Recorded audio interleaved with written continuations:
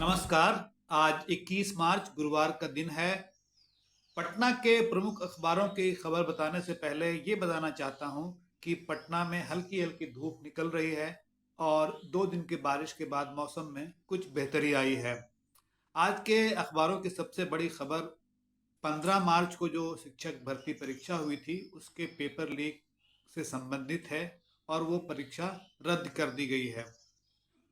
इसके अलावा राजद विधायक शंभूनाथ यादव के ठिकानों पर इनकम टैक्स का छापा पड़ा है। पप्पू यादव के बारे में खबर है कि वो कांग्रेस में शामिल हो गए हैं और उनकी पार्टी का कांग्रेस में विलय हुआ है। बक्सर में आंदोलन कर रहे किसानों पर लाठीचार्ज की खबर भी प्रमुखता से ली गई है। और एक खबर चुनावी बॉन्ड के बारे में भी है कि आज ये पता चलेगा कि किस पार्टी ने किस कंपनी से कितने का चंदा लिया। तो आइए देखते हैं कि आज की जो सबसे अहम खबर है उसकी सुर्खियां क्या है। जागरण ने लिखा है, तीसरे चरण की शिक्षक भर्ती परीक्षा रद्द। भास्कर ने सुर्खी लगाई है, बीपीएससी ने माना पेपर लीक हुआ। प्रभात खबर लिखता है, 15 मार्च को हुई शिक्षक नियुक्ति की परीक्षा रद्द। हिंदुस्तान ने सुर्खी लगाई है, बीपीएससी 15 मार्च की शिक्षक बहाली परीक्षा रद्द। ये कुल मिला के सबकी हेडिंग एक ही जैसी है और इसमें ये जानकारी दी गई है कि बीपीएससी जो अब तक नहीं मान रहे थे ये कि परीक्षा का पेपर लीक हुआ है, उसने अंततः ये बात मान ली।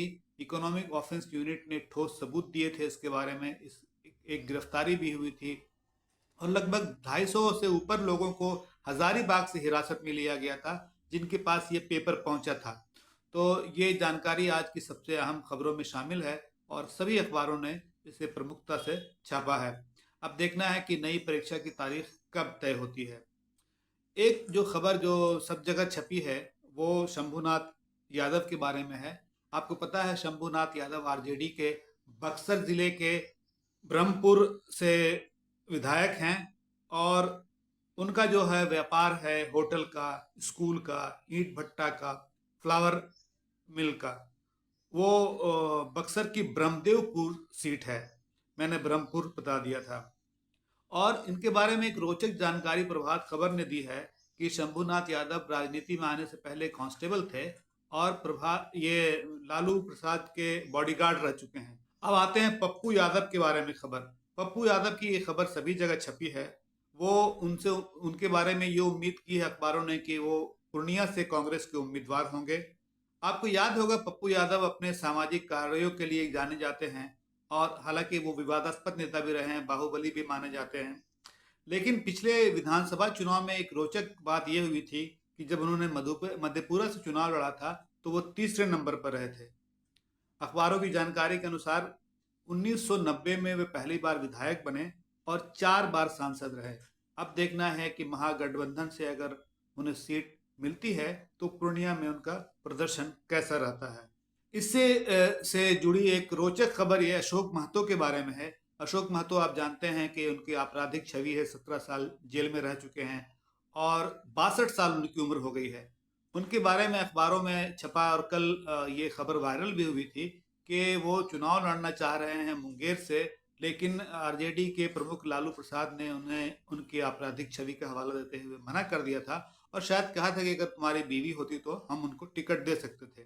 अब ये खबर आई है कि 62 साल की उम्र में 46 साल की अनीता से उन्होंने शादी की है बाजाबता। और ये शादी तब हुई जबकि खरमास का महीना चल रहा, जो आमतौर पर सही नहीं माना जाता शादी के लिए हिंदू रीति रिवाज के अनुसार। तो उनके ऊपर नरसंहार का भी मामला रहा है। एक जमाने में नवादा में अशोक महतो और अखिलेश सिंह का गिरोह जो है वो काफी कुख्यात था। आपको ये भी पता होना चाहिए कि अखिलेश सिंह की जो पत्नी है अरुणा देवी, वो इस समय बीजेपी की एमएलए हैं वारसिलीगंज से और वो निर्दलीय भी जीत चुकी हैं वहां से। अनिता देवी एक निजी कंपनी में काम कर रही हैं दिल्ली में। उनके पिता जो है वो इंजीनियर थे। अब देखना यह है कि शादी तो कर ली 62 साल की उम्र में, लालू प्रसाद की कृपा दृष्टि होती है क्या, क्या वो मुंगेर से लड़ते हैं और क्या ललन सिंह जो मुंगेर से जेडीयू के उम्मीदवार होने वाले हैं ऐसी उम्मीद की जा रही है, तो क्या उन्हें अशोक महतो के बाहुबल का सामना वहां करना पड़ेगा और क्या रिजल्ट आएगा, ये देखना चुनाव में बहुत ही रोचक होगा। इससे जुड़ी खबर में ये भी बताया गया कि ऐसा पहली बार नहीं हो रहा कि किसी ने शादी की है इस वजह से ताकि उनकी पत्नी आए और उन्हें वहां टिकट मिले। इससे पहले सिवान के दरौंदा विधानसभा क्षेत्र में ये मामला देखने को मिला था, जब अजय सिंह को टिकट नहीं मिला था उनके बाहुबली छवि के कारण। तो ऐसा बताया गया कि मुख्यमंत्री नीतीश कुमार ने उनसे कहा था कि अगर उनकी पत्नी होती तो उन्हें टिकट दिया जाता।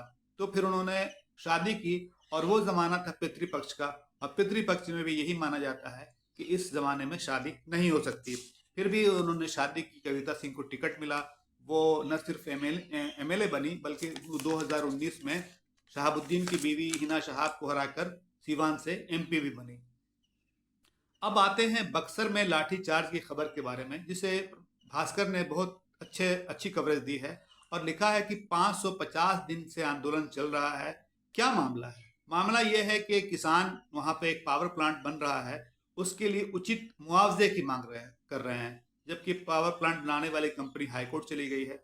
इस बीच में किसी बात पे झड़प हुई और पुलिस ने बारिश के बीच लोगों पर लाठीचार्ज कर दिया, महिलाएं भी घायल हुई। इसके जवाब में पुलिस पर पथराव हुआ, कुछ पुलिसकर्मी घायल हुए हैं।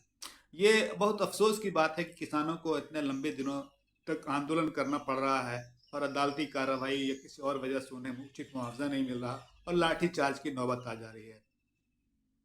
अब एक खबर जो अहम है आज के लिए वो ये है कि चुनावी बॉन्ड से जो चंदा मिला लोगों को, पार्टियों को जो चंदा मिला, उसके बारे में हम लोग ये तो जानते हैं कि सबसे ज्यादा भारतीय जनता पार्टी को 6,000 करोड़ से ऊपर मिला, लेकिन ये पता नहीं चला कि किस कंपनी ने किस कंपनी को, किस पार्टी को कितने का चंदा दिया। सुप्रीम कोर्ट ने इस मामले में कड़ा रवैया अपनाया, तो स्टेट बैंक ऑफ इंडिया को अब आज जाकर ये बताना है कि किस कंपनी ने किस पार्टी को कितने का चंदा दिया। इससे पहले ये पता नहीं चल रहा था कि किस किस कंपनी ने किसको कितना चंदा दिया। ये तो मालूम हो रहा था इस कंपनी ने इतना दिया, इस कंपनी ने इतना दिया और इस पार्टी को इतना मिला, इस पार्टी को इतना मिला, लेकिन किस कंपनी ने किस पार्टी को कितना चंदा दिया ये आज पता चलने की उम्मीद है। अब आते हैं कुछ और खबर के बारे में जो चुनावी से संबंधित है। डीएमके ने, जो तमिलनाडु की पार्टी आप जानते हैं, अपना घोषणा पत्र जारी किया है और प्रभात खबर ने इसकी खबर देते हुए सुर्खी लगाई है कि इंडिया गठबंधन अगर वापस सरकार में आता है तो सीएए, जो नागरिकता का कानून है संशोधन के बाद, और जिसमें धर्म के आधार पर नागरिकता दी जाती है, उसको वापस लेने की बात कही है। अब देखते हैं कि ये किस हद तक डीएमके को इसका चुनावी फायदा होता है या इंडिया गठबंधन वाकई इस पर अमल करेगा या नहीं।